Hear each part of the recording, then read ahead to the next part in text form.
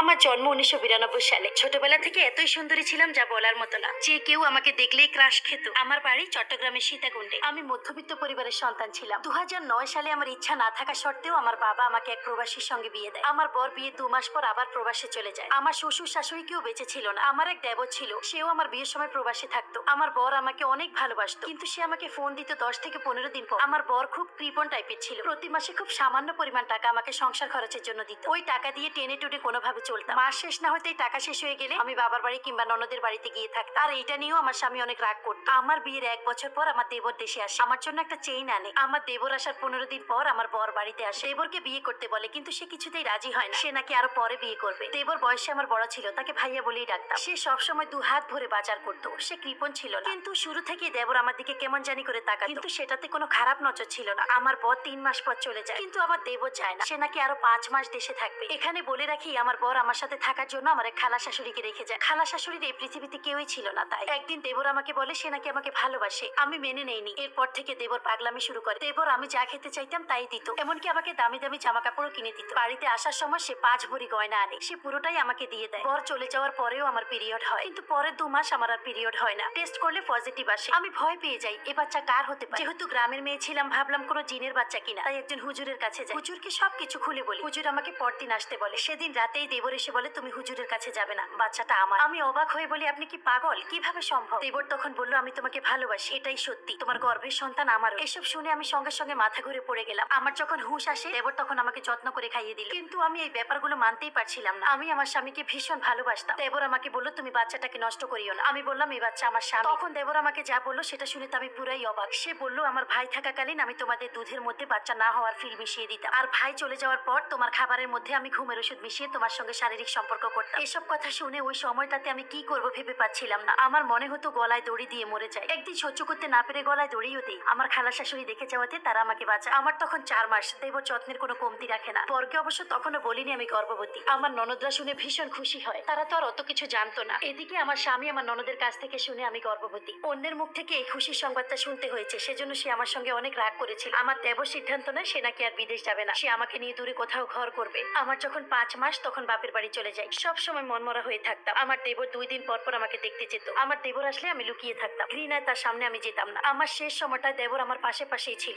ডেলিভারির দিন আমার হাতটা শক্ত করে ধরেছিল। সবাই ভেবেছিল ভাই বোনের মতোই সম্পর্ক। ছেলে বাবুর মা হলাম। আমার দেবর ভীষণ খুশি হয়েছিল। আমার সিজারের সমস্ত খরচ আমার দেবর দিয়েছিল। আমার স্বামী 1 টাকাও দেয়। দেবর সারা রাত বাবুকে রাত। লজ্জার কথা, দেবর আমার কাপড় চোপড়ও ধুয়ে দিত। একদিন আমার দেবর আমার খালা শাশুড়িকে সব বলে দেয়। ওনাকে কোরআন শপথ করায় যেন কাউকে না বলে। উনিও কাউকে বলেন। আমিও মানুষ, আমার মন তো পাথরের নয়। আস্তে আস্তে দেবরের উপর আমি নরম হই। বরকে তালাক দেওয়া ছাড়াই দেবরের সাথে আমার বিয়ে হয়। তারপর আমরা সুখে সংসার করতে লাগলাম। হঠাৎ একদিন মনিরের আমার দেবরের বুকে ব্যথা শুরু হলো। বাথরুমের সাথে রক্ত যেত। ডাক্তার দেখাই, কিছুই হয় না। তারপর সে ইন্ডিয়ায় যায়। তার ক্যান্সার ধরা পড়ে। ইন্ডিয়ায় 3 মাস থাকার পর সে দেশে আসে। এরপর আমার বড় দেশে আসলো। বর আসার পর তার কাছে যেতেই আমার ইচ্ছে করতো না। সবসময় মনিরের কাছে কাছে থেকে তার সেবা করতাম। একদিন মনির ওর ভাইকে ডেকে বলে, ভাই আমি মনে হয় আর বাঁচবো না, আমি নাসিমাকে ভালোবেসে বিয়ে করেছি। আমার বর তো এসব শুনে রেগে মেগে শেষ। সালিশটাকে বাড়িতে। এরপর নভেম্বরের 3 তারিখ মনির রক্ত বমি করতে করতে মারা যায়। আমার প্রথম স্বামী মনিরের জানাজায় পর্যন্ত আসেনি, তাকে শেষ দেখাও দেখেনি। আমি অকুল সাগরে পড়লাম। এদিকে আমার প্রথম স্বামীর সাথেও আমার ডিভোর্স হয়নি। গ্রাম্য সালিশে আমাকে জুতার মালা পরানো হয়, কারণ জামাইয়ের অবর্তমানে তালাক ছাড়া দেবরের সাথে বিয়ে বসেছে। আমাকে সমাজ থেকে বিতাড়িত করা হলো। বাবার বাড়িতে ভাইয়েরাও জায়গা দেয়নি। আমার মাকে নিয়ে একটা ভাড়া বাসায় উঠল। প্রায় 3 থেকে 4 মাস পর আমার প্রথম স্বামী আমাকে কল দিয়ে বলল, যা হবার হয়েছে, তোমাকে মাফ করবো, বাড়ি আসো। আমিও উপায় না পেয়ে ভাড়া বাসা ছেড়ে তার বাড়িতে যাই। রাতে তার সাথেই ঘুমাতাম, সব স্বাভাবিক ছিল। কিছুদিন থাকার পর সে বিদেশ যাওয়ার প্রস্তুতি নেয়। রাতের বেলায় ওর কাপড় চোপড় সব গুছিয়ে দেয়। হঠাৎ দেখলাম সে পুরনো কথা উঠালো। বলে যে, তোর চেহারা সুন্দর দেখে আমার ভাইকে পাগল করেছিস, তুই একটা নষ্টা, এসব বলে আমাকে গালাগালি করে। এক পর্যায়ে গালে থাপ্পড় দিয়ে বলে, তোর চেহারা এমন নষ্ট করে দিব যে কুকুরও তোর দিকে তাকাবে না। সে একটা বোতল খুললো। ব্যাস, বোতল খুলে আমার মুখে ছুঁড়ে মারলো। আমি কই মাছের মতো লাফাতে লাগলাম। আমার চিৎকার শুনে আশেপাশের লোক দৌড়ে আসে। আমার স্বামী তখন দৌড়ে পালিয়ে যায়। সাথে সাথে আমাকে চিটাগাং মেডিকেলে নিয়ে যাওয়া হয়। 4 দিন পর আমার হুঁশ আসে। টানা 1 মাস আমি আইসিইউতে ছিলাম। আমার মুখের 90% ঝলসে যায়, একটা চোখ নষ্ট হয়ে যায়। 5 মাস আমি একটি মশারি যুক্ত বেডে বিছানায় শুয়েছিলাম। আমার ঔষধ খরচ সহ